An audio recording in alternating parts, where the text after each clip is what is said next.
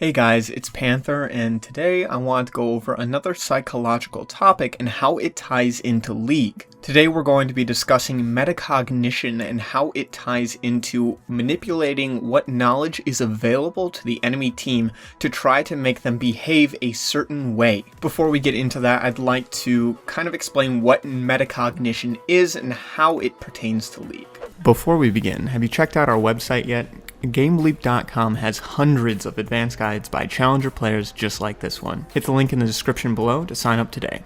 Metacognition is a term that refers to knowing about knowing, or thinking about thinking. It is being aware and understanding one's thought process. Now, this ties very nicely into League of Legends because if you are able to think, what would I be thinking if I were in this person's shoes, or basically think about what the other players are thinking, then you will be able to react more appropriately for that game. One of the things that first comes to mind with metacognition in League of Legends would be warding, playing around vision. You're able to very easily manipulate what the enemy team can and cannot see by clearing wards or avoiding wards that you know are there. This is the reason why sneaking Baron or sneaking Dragon works. The enemy might think they have Dragon adequately warded if they ward the entrances to Dragon. However, if you're able to sneak around the backside or blast cone in without the enemy seeing it, and they don't actually have vision on the Dragon, you might be able to sneak it and they won't even know that it's happening. Now the key here is you need to make sure that they don't suspect anything, so make sure your lanes are playing normally and are not moving at all, and that you yourself have adequate vision to make sure if they collapse you can just leave. If you do somehow give away that you are sneaking the Dragon here, then you are at risk of being collapsed on and dying. You can also flip this situation around.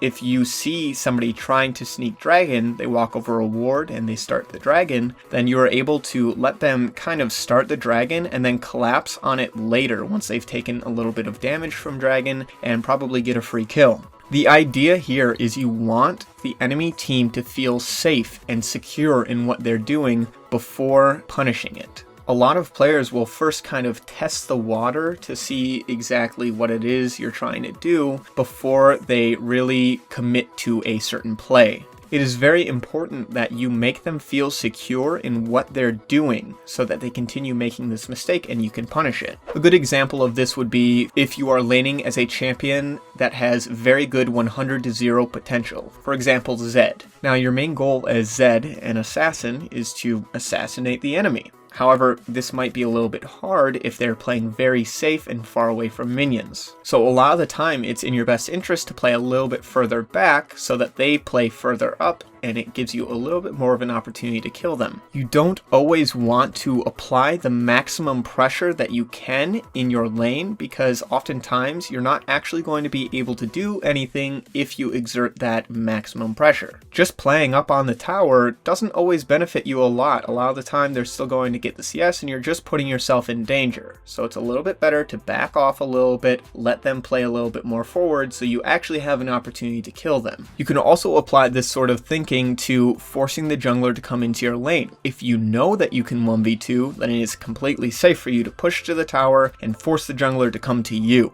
If you see somebody trying to gank you, don't just run at the jungler, continue playing the way you were until they are fully committed to the gank and then turn on the enemy players. Remember, the biggest thing is you need to make sure that the enemy team is fully committed to this play that you want. Continue acting in a way that's going to make them feel secure in the play that they want. This is commonly referred to in League of Legends as baiting. Now, I do want to touch on some of the more common baits that you make in League of Legends that are some of the common plays that you see to close out a game. The first one is the Baron bait. This one's a very classic one where you just sweep all the vision off of Baron and then sit in a brush, usually pixel brush, right next to Baron and wait for the enemy team to come. Once they come, you engage on them, you kill them, and then you take the Baron for yourself. The thing that you have to keep in mind for this though is you have to make sure they actually think you're on the Baron, otherwise it's just not going to work. This means sweeping all vision on and around the Baron Pit. A classic mistake that I see a lot of players making is they will just sweep inside the Baron Pit. This won't work. You need to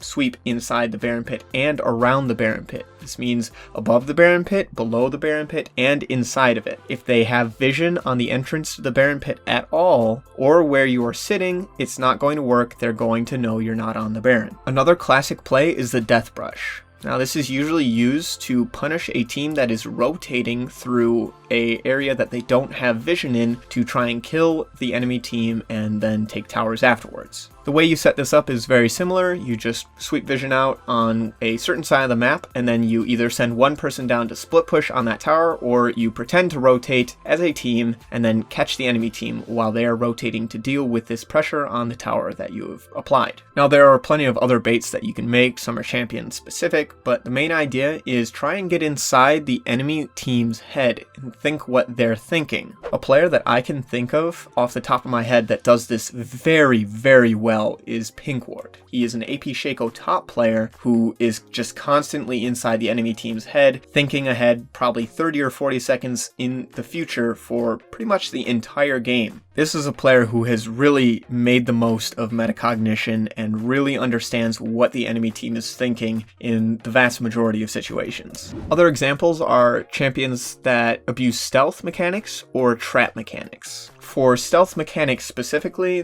basically the main goal is to make the enemy team think that you're no longer there, or make them feel safe with the vision they have and avoid the true vision that they have. For trap champions, it's more about making the enemy team path through your traps and using your traps to the fullest. If you take a look at high elo Rengar mains or Evelynn mains, or high elo Teemo mains or like Jhin mains, oftentimes you will see them behaving in ways that force the enemy team to pass through traps or make them think that they're safe in an area when in reality they're sitting right there in stealth waiting. Now, if you play champions that don't have these specific mechanics like traps or stealth, there are still ways that you can bait the enemy team into doing certain things. Counter ganking is a very, very good example of this in general. You can cause a 2v2 to happen when it normally wouldn't by making the enemy team think that it's a 2v1. This is something that you can do on any champion as long as the enemy team thinks that nobody else is there. Now, the final and arguably most important way to use metacognition to your advantage is to think about the enemy team's win condition and focus on denying it. For example, if your own win condition is just to scale into the late game and get a late game power spike with a hyper carry, then your main focus should be denying the enemy team's win condition. This could mean making sure the enemy team doesn't get Rift Herald and end before you can scale into the late game, focusing on dragons while giving up a tower for it. You need to think what the enemy team's main goal is in order to win this certain game, and then shut that down. Oftentimes, just playing to your own win condition won't be enough. You could play your lane perfectly, never die, maintain perfect CS, but if you don't shut down the enemy team's win condition, you are still at risk of losing the game. Now, of course, there are going to be times where they catch you off guard, catch you by surprise, and that's a huge part of the game. It's going to happen to you too. The best thing that you can do is try to get as deep of an understanding of the game as possible so that doesn't happen to you. The greater your understanding of the game is, the less likely they are to catch you off guard. Now, of course, it is impossible to know everything about the game, to understand every win condition and every team comp. There are so many combinations in this game, it's just unrealistic to know everything about the game. However, just by educating yourself on some of the more common topics when it comes to League of Legends, you can easily get inside the enemy team's head, understand the game, understand what they're thinking, and then use that to your advantage. Again, it's going to be impossible for me to go over literally everything that you can do in the game, but the main takeaway here is you want to be thinking from your opponent's perspective, not just your own. Keep in mind, it's not just a one-player game. You've got 9 other people playing with you, so try and think from your allies' point of view, try and think from your enemy's point of view, and try and make the most of that. keep your allies in the game. Think, what do my teammates need in order to help carry this game? Think, what do the enemies need in order to win this game? And try and play to those specific things. If you want to go even a step deeper, you can analyze your own gameplay and find some of the common mistakes or common misconceptions that you make on the game. If you find that you are often dying to ganks, for example, then think to yourself, why is it that I am overextending like this? Is it the enemy team playing safely, or am I not reading something in the enemy's play? Am I missing something? Is my vision not good enough? Are they walking around my vision? There are plenty of ways to approach it, but the main idea is find what you're doing wrong and then fix it from there. Now, this is one of the hardest things you can do. Changing your attitude or the way that you approach the game is very, very hard to do and takes a lot of discipline and a lot of work. However, it is one of the things that will result in you seeing the most improvement. If you enjoyed this video, make sure to check out our website, GameLeap.com. We have hundreds of guides just like this one done by challenger players. If you really want to push your limits and increase your rank, this is one of the best ways for you to do that. Click the link in the description below and break free of your rank.